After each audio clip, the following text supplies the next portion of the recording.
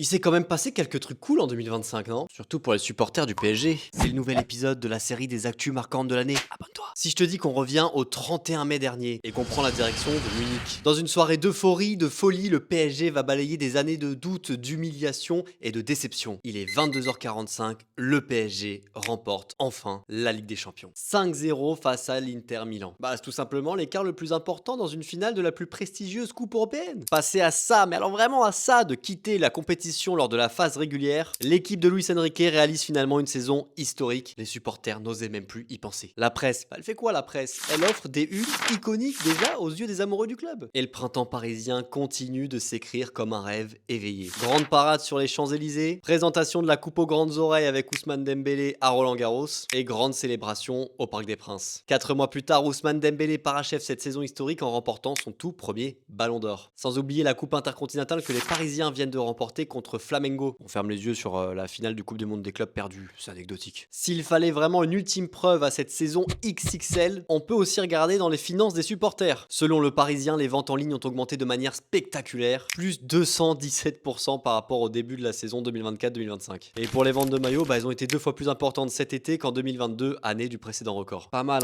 pour une saison promise à l'incertitude aux yeux de certains.